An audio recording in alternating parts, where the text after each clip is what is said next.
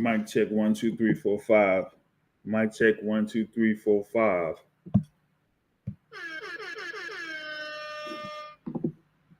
Y'all see it. Hit the like button. Hit the subscribe button. Hit that like button. Hit the subscribe button. Dr. Umar 3 times.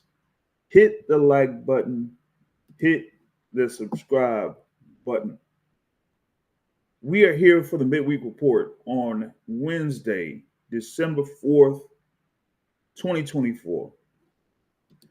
And yeah, I'm still recovering from what was going down yesterday, because man, yesterday was absolutely crazy, absolutely insane when it came to that press conference at the Barclays Center yesterday.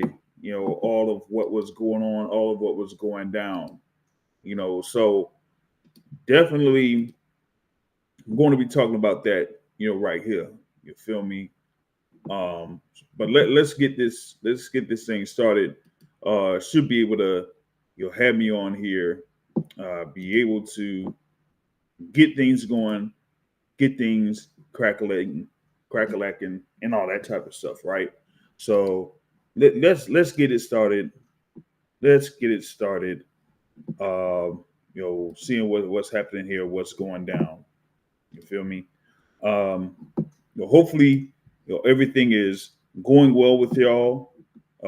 Just trying to get things pretty much sorted out here. Because right now, I don't know what's going on here, but we're going to get things settled in and get things going with this midweek report. Okay.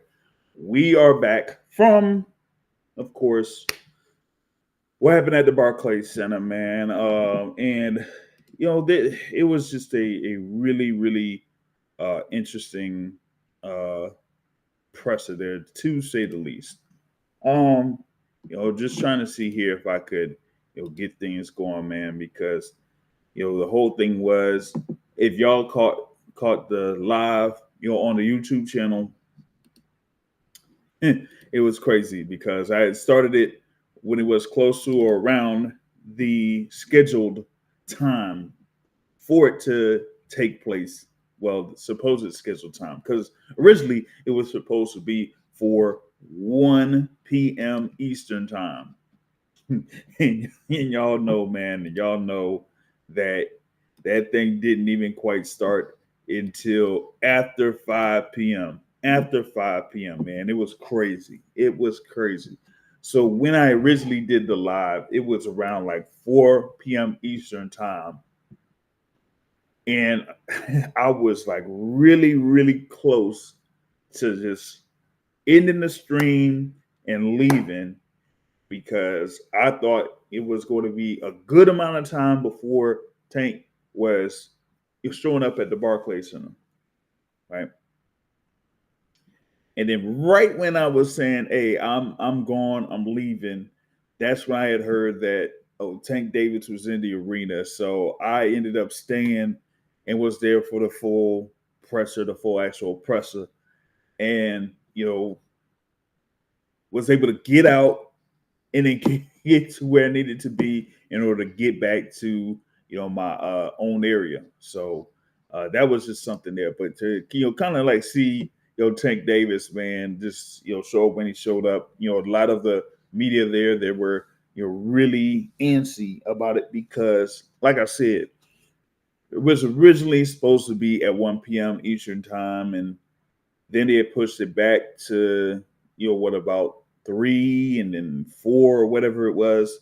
It was crazy, because we had like media people that were showing up at around 12 o'clock. I had arrived at New York City around 11:30, so I'd be able to get there at 1 o'clock, the original scheduled time. But then when I got that email when I was on the way, I'm like, oh my goodness, this is gonna throw off the whole schedule here a little bit. So by the time I got over to New York City, I pretty much like bought time and wasted some time in order to wait until I got to the Barclays Center. And then when I got there, I saw that there were like media members already inside, and I'm like, wait a minute, I thought y'all weren't opening the doors until about 3 o'clock. I show up around 3 o'clock, and it was pretty much like full already. I'm like, come on, man. Oh, geez, that was crazy. So show up, I get set up and everything like that. Do what I was going to do, and like I said, when I did the live, I'm like, man, if this thing don't start till about like 5:15 or whatever it was, I was like, I was out of there. And I was like really, really close to being out of there. And then, you had the thing there with Tank, showing up. So that was the whole thing about it. But I was able to do that, have the whole live, and I just put the live there where I just had the camera just there at that one spot while I was maneuvering around and getting pictures. So you see, some of the pictures here. This is some of the photo highlights I was able to have there while being at the press conference there. So I mean that kind of gives you what's going on. You see Tank Davis there, you see Lamont Roach there, you see Tom Brown at TGB Promotions there, and all that type of stuff. So that was some type of press conference to say the least when it came to that, right? But few things there were said during that press conference. Of course, a lot of boxing fans out there are trying to downplay the fight. And me, knowing the history between these two guys, yes, they did preview it or talk about it there in that press conference. Yes, it was brought up when I had talked with Lamont Roach Jr. a couple of weeks ago. Okay, they have been battling in the amateurs, top amateur fighters. There, when they came up, 2010, 2011, around 2012, something like that. And now, they've been able to come up as professionals. Tank Davis doing what he's done here so far, being undefeated. Lamont Roach Jr. being able to contend for a world title at one point and then getting himself back into the contention to fight for and win a world title at 130 pounds. And so now it's what's next up for both of these fighters. And it's like an old rivalry from way back in the day being rekindled. And so that's what it is. You know what I'm saying? Man, as far as I didn't even see if he said something. He said there was like some complications going on or whatever it is and whatnot. So that's why I said he got there mad late. But the report is that like he really didn't even leave Miami until like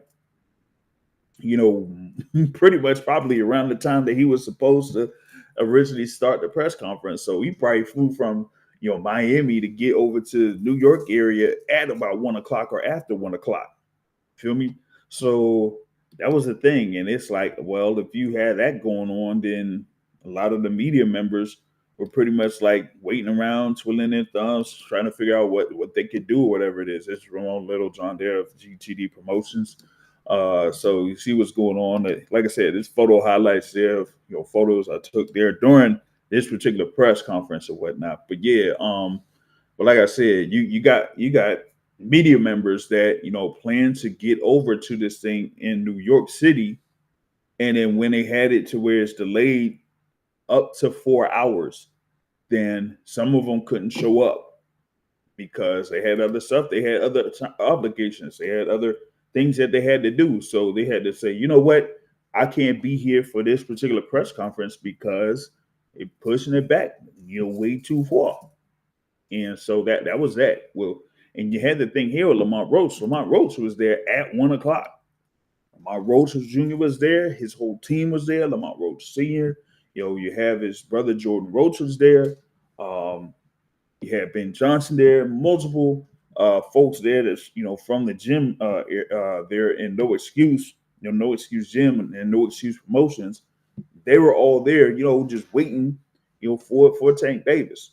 But then it just had to be there until Tank showed up. So, but you see there, Lamont Roach had talked about what he was talking about. And I should have been able to load up the clips I had on my phone at the very least. But yeah, I ain't have much time to do that up here. I mean, I could probably try that here in a little bit, but we'll see how that goes. I want to see if I'll be able to play it on this, but I've had some issues playing the video before, but we'll get to it though as far as like that is concerned. Let me see something. I could well actually I could try something, but I don't know if I want to go ahead and play it from that angle though. That's my thing. But yeah, but it tells you there, man. Like Tank, kind of like seeing like as he said he was out of it, and of course he said what he said that he's considering retirement after next year. Maybe he has 2 or 3 fights or something like that, and he'll end up, hanging it up, I guess. But just having this thing here, that was just something there where he kind of like said, "Hey, I had the whole thing there where I tried to go ahead and pursue a fight with Vasily Lomachenko, and that fell through. And then you had the whole little ordeal going on where somebody jumped the gun and said that, oh, there's a fight for Tank Davis to face Shakur Stevenson, and Shakur Stevenson ended up, denying that. So it's like, okay, well, who else is out there, for Tank Davis to fight? And so we say, you know what? You can have this thing here where you have Baltimore, you have DC, going up against each other, and it's a old rivalry, here between two guys that have been among the top fighters within their division in the amateurs. Now they're able to fight here again in the pros. You know what I mean? So that's what they had. So that, and then you had the whole thing there where somebody said that, hey, they're gonna bet on Lamont Rose Jr. to defeat Tank Davis. You know what I'm saying? So that was was of course the highlight of the press conference. That was the thing that kind of, I guess, got Tank Davis amped up. Because I mean, at least some people probably say, you know what, it's a fight here with with the guy that I competed against in the amateurs and all that type of stuff, and that we're just two guys that have competed against each other. So my thing about it is that if you're gonna have these two guys here, around the top of their games, top of their level, then why not go ahead and have that take place? So that's what they're doing. But yeah, when it looked like a member of Lamont Roach's team said that, hey, you know what, I got 10K that Lamont Roach Jr. wins. Well, yeah, that got Tank Davis there, amped up. that set him off. That set him off there. So you see there, he was talking with the guy that had placed that bet, and you see Ramon Littlejohn there next to him, and that, like I said, that got him going. That definitely got him going. He's like, oh, that's what you got. You said 100. You putting 100. That's a bet. That's a bet. It's like, okay, yeah, all right, got it. So there'll be a few things there that'll get Tank Davis tipped off. You know what I'm saying? But outside of that, that's what you had there in this particular press conference. I will be going to the next press conference. The next press conference that will be in Washington, D.C. Let me see here, man. What the heck is going on? No, I was trying to see if I could, get some folks here to go ahead and be part of this particular podcast. I don't know if I was going to do something to set up open the phone lines there. That'll be, that'll take something there if I open up the phone lines here for this particular midweek report. But yeah, I'm looking forward to seeing what happens here with this DC press conference, because of course you got, as I mentioned, Lamont Roach Jr. there from DC. Tank Davis there from Baltimore, and being at of course a historically black college, University HBCU there at Howard University, one of the oldest HBCUs out there in the country. That's gonna have pretty much a little bit of significance there. I mean, we've had press conferences around Howard University before. I don't know if y'all could go this far back, but what has it been? Has it been 10 years ago or 11 years ago? It was 11 years ago at the Howard Theater. They had a press conference with Floyd Mayweather Jr. and Santos Alvarez Barragan. Yes, I did say that. Yeah, I didn't say Floyd's name, but I do always refer to Canelo as Santos Alvarez Barragan. So yeah, you had press conferences there around Howard University before, but this time they're gonna have it at the basketball stadium or basketball arena there in Howard University tomorrow. So I will be there for that. Alonzo says he won't miss Tank Davis. Dang, man. Say you won't miss Tank Davis. Oh man, that's something, man. Oh goodness. Um but yeah, I mean hopefully hopefully we might get a little bit more information about the fight card on Thursday. But I think this is just, that two-city press tour that they're going to do for this particular fight. Of course, it's going to be from March 1st at the Barclays Center for the WBA lightweight title. WBA lightweight champion Avante Tank Davis.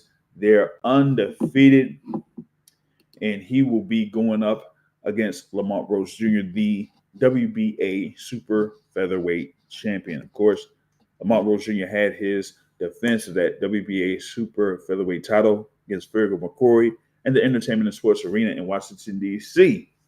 there months back, where he was able to get a stoppage win. So definitely, looking forward to this local battle here, as you're going to have folks within the D.C. and Baltimore area that's going to be involved and be able to come up there for this particular bout. So I'm of course, up for it. A number of fight fans aren't, but I'm like this. So, and someone kind of mentioned this in reference to these two in the comments on the live that I had yesterday. Like, you're gonna have these two guys there within that competed within the area that are gonna be fighting with. Tank Davis is one of the highest grossing fighters there in the sport right now, and fighting another guy that's within this area. So all the money stays in-house for real. Like, of course, you got the whole thing with, the Heyman boxing and the Top Ranks and the Golden Boys and the Matchrooms, and they have their fights and they have the fights with their fighters internally, and they keep all of that in-house. Well, we got that same thing right here. So why not? How is this any different than, say, for example, when Floyd Mayweather Jr. fought Andre Berto? Or if you had Floyd Mayweather Jr. versus Shane Mosley. Feel me?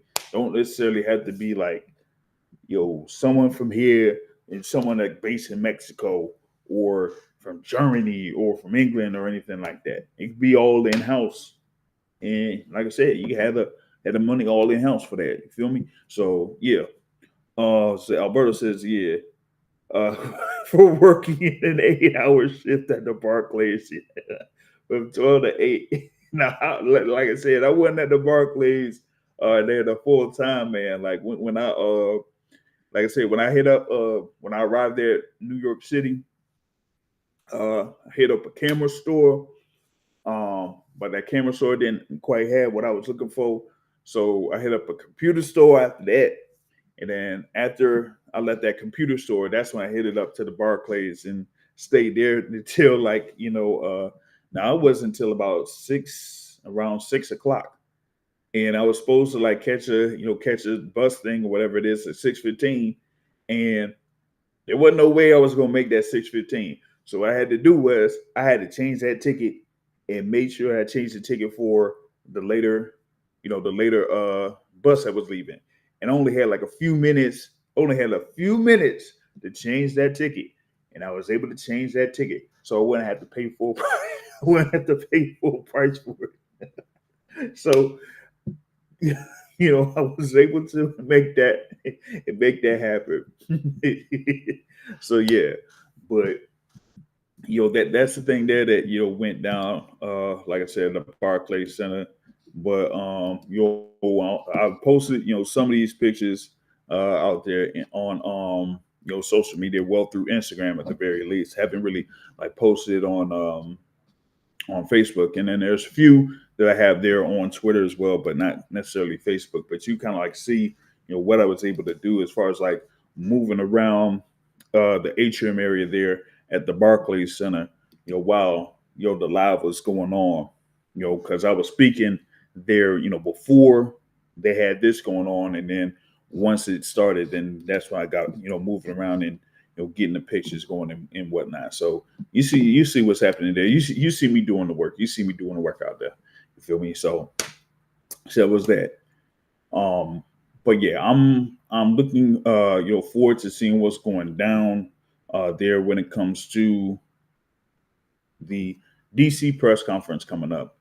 I had told folks, there when it came to the DC press conference, it's not gonna be. I don't know if it's gonna be as interactive as the one from yesterday. It just depends on how early I show up, or where I'm going to be positioned, or anything like that, and then um, from that point, I'll be able to maneuver and set up shop and all that type of stuff. But y'all look forward to that live presser. As I said, I've already scheduled it there on YouTube. So all y'all got to do is tune in. If you don't want to be out there for the joint for the PBC or the Amazon Prime thing there live, you can tune in to the Boxing Source while they're live at the press conference. And if y'all see the thumbnails for both New York City and DC, uh, all of those picks were by me. All of them were by me. So that's the thing. I pretty much like do my thing when it comes to event photography for these fights. So and as you see there, I mean, I do the thing, man. I do the thing. So we'll see what happens here. We'll see what happens here tomorrow. You know what I'm saying? But big ups for everyone listening live here on the Midweek Report. If you can support the Boxing Source by hitting the like button, hit the subscribe button. We have a thing there where you can do super chats, do cash apps, all that type of stuff to support the Boxing Source. We really appreciate it here. As I do, what I do. Like I said, I'm putting up more content here when it comes to this boxing thing. But one of the things too that I was trying to do here during the week is schedule some more interviews. We got a few more things planned here in order to make that happen. So you're working on having a conversation with one of the Lane brothers, who is a manager or the advisor there for Zalay Zhang. You see that Zalay Zhang has an upcoming fight February 22nd against Kabiel on that Riyadh season card. So we're going to have a conversation there with Tommy, and was going to try to see if I could get something down with Dimitri Salita, especially given what has been said over the past few days. I want to see if I could lock down another interview with Dimitri Salita here this week. I don't want it to go past, or go to the weekend. I want to see if I could lock that down here for this week. So definitely working on that. But yeah, but you see what's there for, what happened in New York. I am, definitely going to be there for tomorrow's presser, regardless of, what goes down, if it's like in the crowd, in the press, or whatever it is. I'm gonna, see about being out there for that. Okay. And if anything, I'll see if any events or anything happens in this particular press conference. So that's the thing there that we got. All right. So just moving forward here, trying to check if I had something else going on or going down, but we got a lot of action that's coming up here on Saturday. Okay. We have Matchroom Boxing. We have Top Rank Boxing on Saturday. Okay. For matchroom boxing, we got the IBF super lightweight title that's on the line. Two undefeated fighters there, and Liam Power and Richardson Hitchins. Liam Imperial's coming in there as the defending IBF champion. Many said that he scored an upset victory there over Subriel Matias in Puerto Rico here earlier this year. And so now he's getting in there in this next bout against Richardson Hitchins. Man, I'm going to see if I could get this other photo thing here, because this is what part of their thing there where they had a little face off over there in Puerto Rico, right? So you see there, man, Hitchins is good amount taller there than Liam Perro, but will that be a factor there? I mean, will it be something there where Richardson Hitchins is going to use his boxing abilities, his boxing skills in order to defeat Liam Perro and get the world title? I mean, well, we got Richardson Hitchins there, like I said, at 18-0. Just a second here, 18-0. Just 7 wins by way of knockout. Of course, had his bout against Gustavo Lemos in April of this year in Las Vegas. He got a unanimous decision win. Some people feel like that Gustavo Lemos was the one that won 7 rounds and not Richardson Hitchins.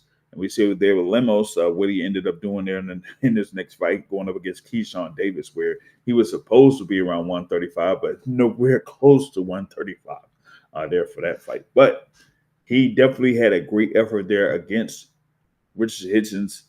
Undefeated versus undefeated there at that particular instance. And there Hitchins was able to get through this fight. Now he goes up against another undefeated fighter, this time against Liam Perro, like I said, IBF super lightweight champion, coming off of his win over Subriel Matias there in Puerto Rico.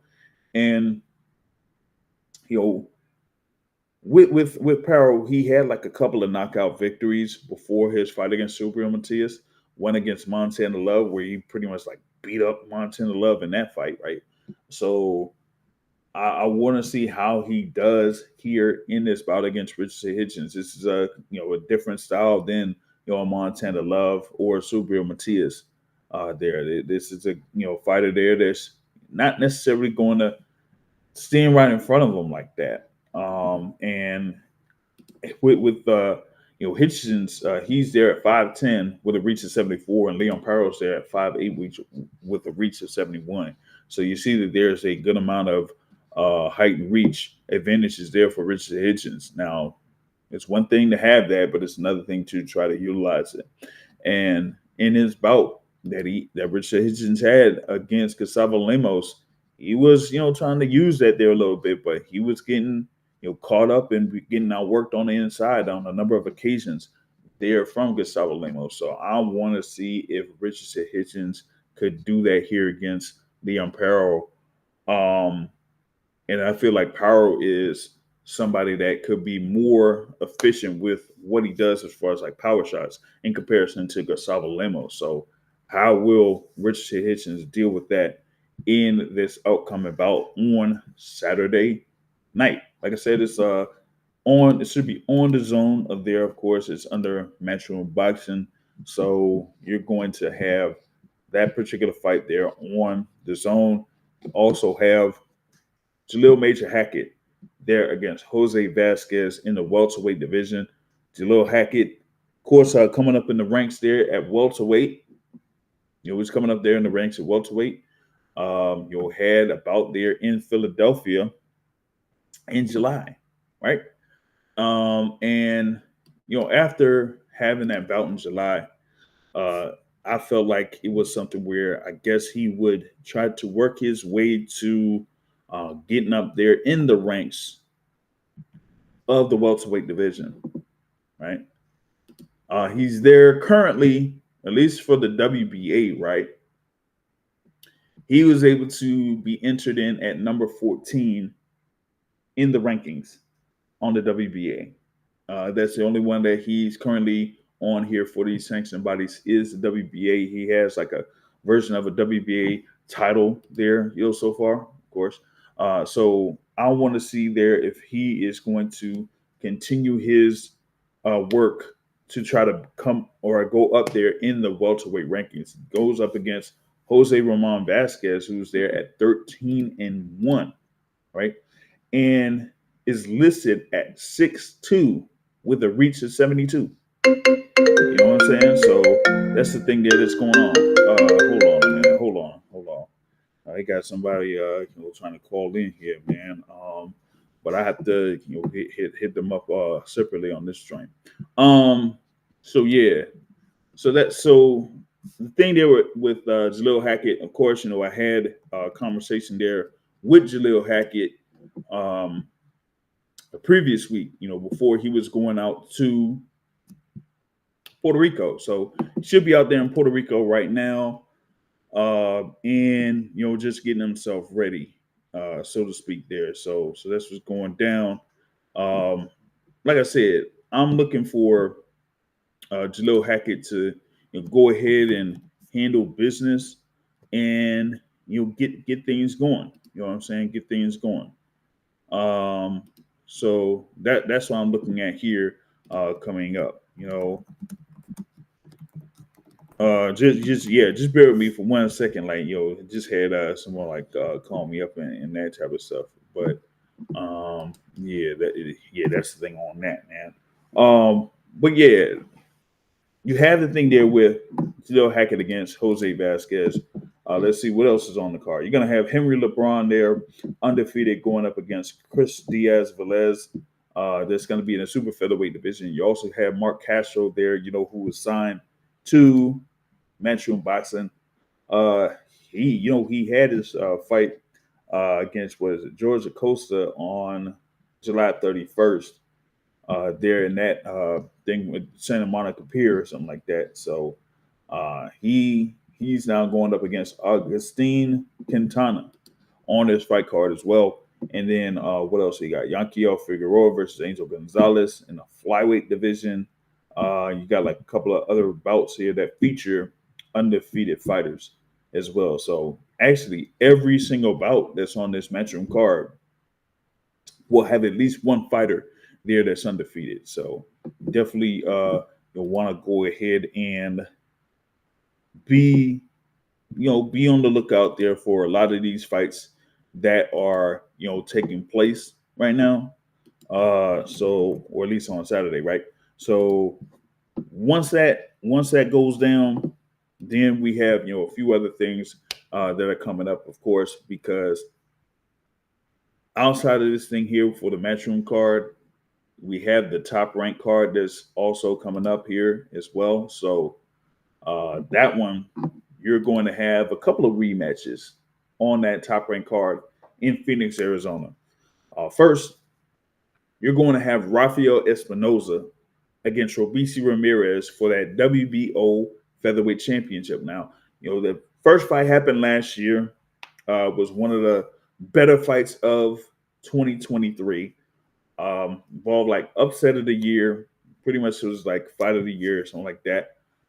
As Espinoza was able to come back from a knockdown and win the majority of the rounds in the second half of the fight in order to get the decision victory over Robeisy Ramirez to become the WBO featherweight champion. And a number of folks were saying, okay, when is this rematch going to take place? When is it going to happen? All that type of stuff.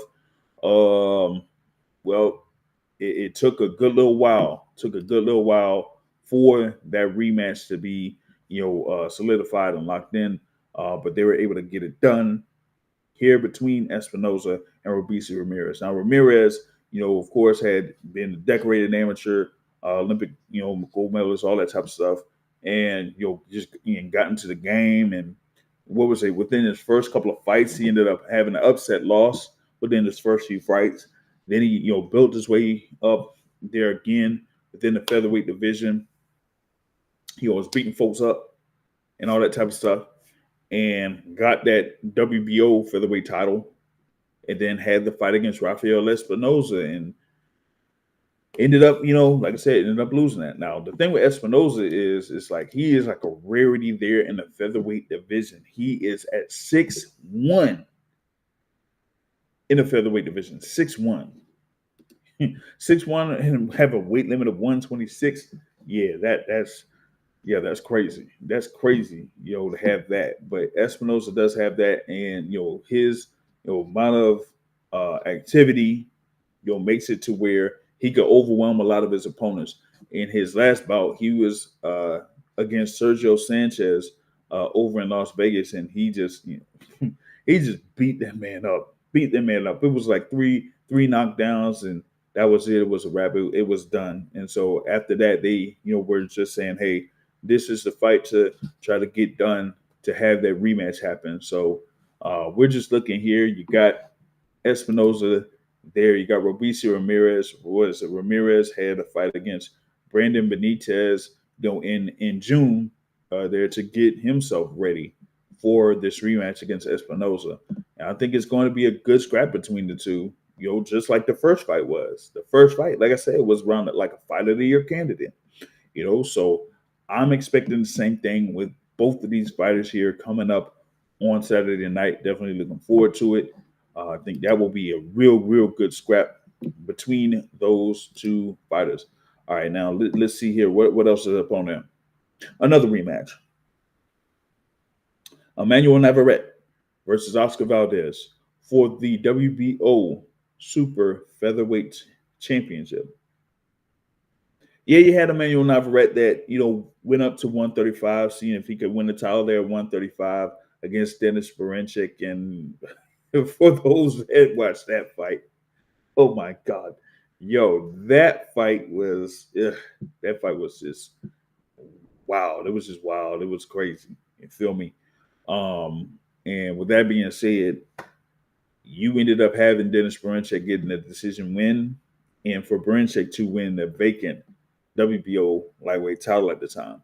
And so Navarrete, with having that loss, he ends up going back down to super featherweight here at 130 pounds and having a rematch against Oscar Valdez. In the first bout, Navarrete just pretty much like outworked him. The amount of punches, of course, that Navarrete throws, it just overwhelmed Valdez. And the thing with Valdez is that he would have to figure out a way to either have a significant counterpunch that could affect Navarrete, or have something where he's able to move around, move his feet, move his head, and all that type of stuff. Valdez has never been that guy to be a mover. Never been that guy to be a mover. So it's going to be more about making sure that all of the punches that he lands counts, and counts times two at the very least, there to stop the momentum of Navarrete, because Navarrete just goes forward and all that type of stuff, right? So for Navarrete, this would be his opportunity to just say, hey, you know what? I'm the much better fighter here when it comes to me and Oscar Valdez, particularly with Oscar Valdez being a two-division world champion there with the WBO title at 126, WBO title at 130. Of course, he failed to become a unified champion at 130 with his loss to Shakur Stevenson, right? But then had this loss here to Emmanuel Navarrete. And if he ends up losing again, that would be his third loss in 5 fights. 2 of them to Navarrete, one, what he ended up stopping, what was that? He ended up stopping Liam Wilson. Of course, Liam Wilson had, an interesting battle with Emmanuel Navarrete, sometime back. And the fight between Liam Wilson and Oscar Valdez was fairly interesting there for the time that, it was lasting. But Oscar Valdez was able to outwork Liam Wilson and get that stoppage victory there. That was in March of this year. But now, here going up against Navarrete, like I said, you're going to have I would say like a different strategy of sorts against Navarrete this time around, or that first bout that y'all saw, you were going to see the same thing.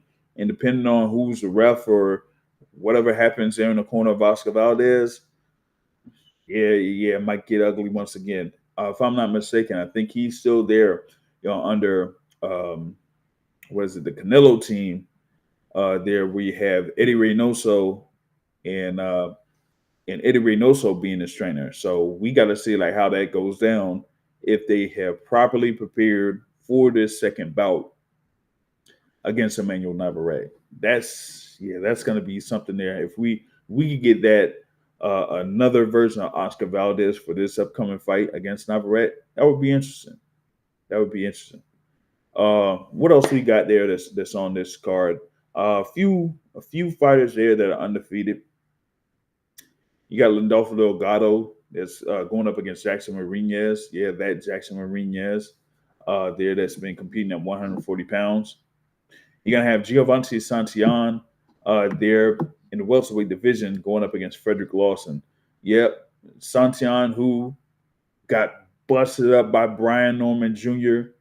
earlier this year. Man, that was 7 months ago when that happened, when Brian Norman Jr. just busted him up. So now he's going up here against Frederick Lawson, who has lost his last couple of fights here, which includes like that Virgil Ortiz fight in January of this year and against Alexis Rocha. So it's been like 2 stoppage losses there, for Frederick Lawson here this year, and this could be another stoppage losses. You may have Giovanni Santillan just trying to get his mojo back after what happened against Brian Norman Jr. You also have Richard Torres that's going to be on this card in the heavyweight division. Albert Gonzalez, Dennis Zamora, Art Barrera Jr., and Steven Navarro. They are featured because all of those guys that I mentioned, they all have undefeated records, right? They all have undefeated records. So it's like they're matching them up to kind of like feature them or something like that. It is. As far as I know, I don't see any of these bouts that they're involved in that could be any type of like a pick'em type thing. So yeah, as far as like a lot of those other fights, nah, you might as well just say those should be easy wins for him. Easy wins for him. You feel me?